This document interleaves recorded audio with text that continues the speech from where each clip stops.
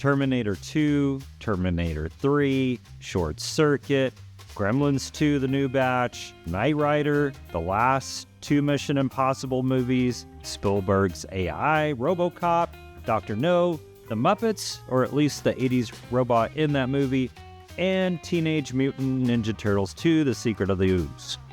What do all these movies and M3GAN have in common?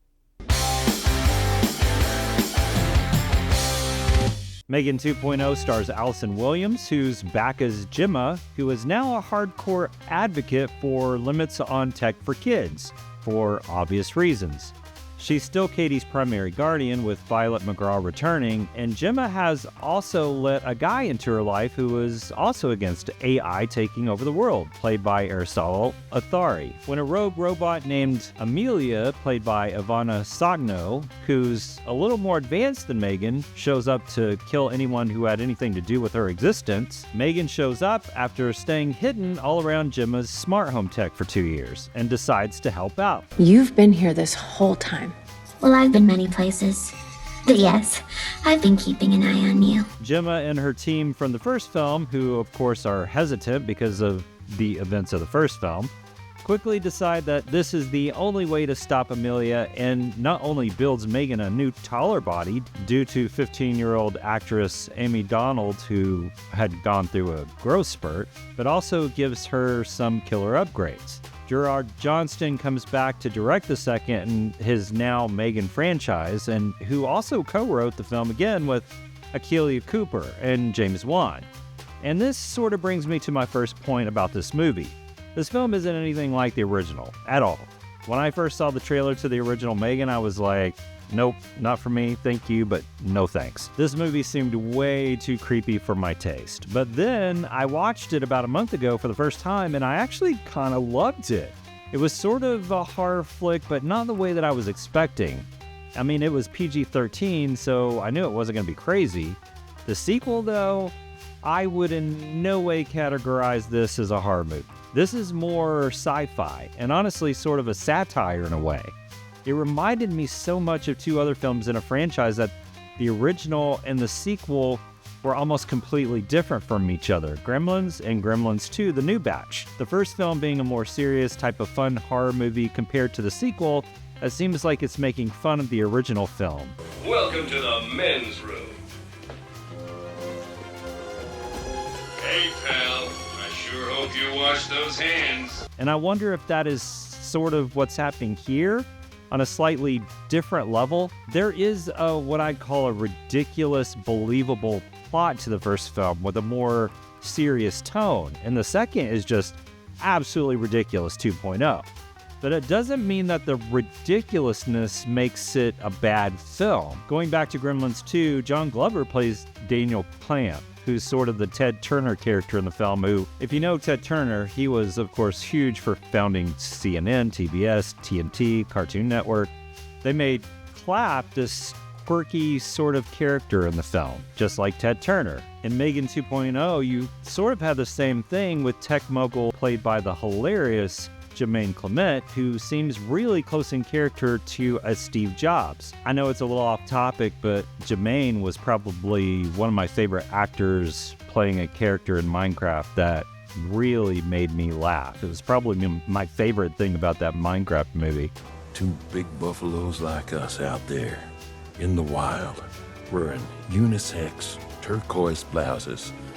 Oh boy, that's gonna cause a commotion. All the new characters were all pretty campy in the sequel, like the FBI agents and the Defense Interior Unit guys who's also trying to track down Amelia. The film takes a lot of other films and TV show tropes and brings them right into this film. You have M3GAN, who again is embodied by Amie Donald and voiced by Jenna Davis, who was the bad robot turned good and essentially becomes the T-1000 from Terminator 2. Amelia is a lot like the woman cyborg in Terminator 3. There's a don't kill the good guy directive like in RoboCop, a Knight Rider scene with the Knight Rider theme song actually playing in the background. It even has a Skynet sort of thing happening with a tech company called Xenox, which kind of felt like Xerox in a way, but who's also responsible for the old 80s robot. I offer you a drink. Tab. Good grief. New Coke.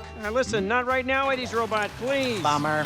And it sort of has a Teenage Ninja Turtles 2 on-stage dance routine at a nightclub. I could keep going and going on the amount of movie references in this film, but this would be a really long review. And to be fair, I didn't mind it. It is absolutely ridiculous, unrealistic, and it is as stupid as it looks. But yeah, it was fun, and I think that's exactly what it was meant to be, was stupid and ridiculous. Of course, we're all here for M3GAN, and she does deliver. She has a little more attitude, is a little passive-aggressive, and has some really clever put-downs and clever comebacks, and she's a lot of fun to watch. You get more of a funny, quirky M3GAN than a freaky, creepy M3GAN like the first film, but I was okay with that. There's also a whole can a robot feel emotions thing, and what does it really mean to be human thing that's been done 1,000 times, sort of like Spielberg's film AI and recently the film Companion, that I thought was actually really great. But this topic has been around for a really long time. Blade Runner, Short Circuit, I could keep going. There's also that fear of artificial intelligence that's kind of plaguing the country. Probably a logical fear, but I think the end of the film sort of gives the audience a piece about it in the end. And the last few lines of the film I thought were pretty smart and maybe a little comforting for those who are kind of freaked out about AI taking jobs away from them or taking over the world. I wonder if that's what this movie was trying to do. The first film had that warning about getting too attached to your electronic devices, and this one seems to be more about the actual fear of AI taking over. And of course, how less free we are, being reliant on our technology. There's a great scene where phones are actually being taken out of the schools, and Cady talks about how free she is now and how much free time she has without her phone. And it's freed her up to do more and explore more interest. I kind of like that message in the film. The movie presents you with a lot of twists and turns, and the plot twists are sort of surprising, even though when you think about it too much, they are pretty obvious. But at the same time, they're not, because you don't really expect any plot twists at all from this type of movie. And the first film didn't really have any crazy plot twists. You knew what you were getting into. For this film, you just turn off the old brain to entertain me mode and let go of logic. And when you do that, the plot twists are a pretty big surprise because you're not really thinking too much about it. There really is a lot to this film, and I can't really talk about it too much without spoiling the film. I can say that the movie was absolutely nuts and ridiculous and absolutely bonkers, but I actually enjoyed it for what it was. Yeah, it does have a lot of flaws and a ton of ridiculous plot holes, but it's actually pretty fun. M3GAN 2.0 isn't like the original film at all, and I was okay with that. I think the original film did its job, and if it went back to the same formula, it would just be more of the same old thing, like all those Chucky sequels from Child's Play.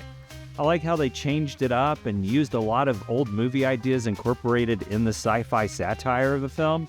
I enjoyed seeing M3GAN again, now as a good guy or girl, and it kind of made me feel the same way when we found out Arnold was a good Terminator in T2. There are some funny comedy scenes that made me laugh out loud, and I enjoy the ridiculous fight scenes and all the Steven Seagal references. I'm giving M3GAN 2.0 3 stars out of 5 for all these reasons. It's not a movie to take seriously, it's just fun. It's rated PG-13 for lots of cartoonish violence and some bad language, but nothing crazy. So let me know what you thought of M3GAN 2.0. Did you think it was way too out there to be a respectable sequel to the now M3GAN franchise? They already have a M3GAN spinoff in the works called Soulmate with an 8 in the title, set in the same universe. And I'm sure M3GAN 3.0 will be announced if this movie does well at the box office, or probably even if it doesn't. Like and subscribe for all the latest reviews from films hitting theaters, and remember, don't wait till it streams. Let's go to the theater and let's see it together. I'm sure you had no intention of murdering people. Right? Right?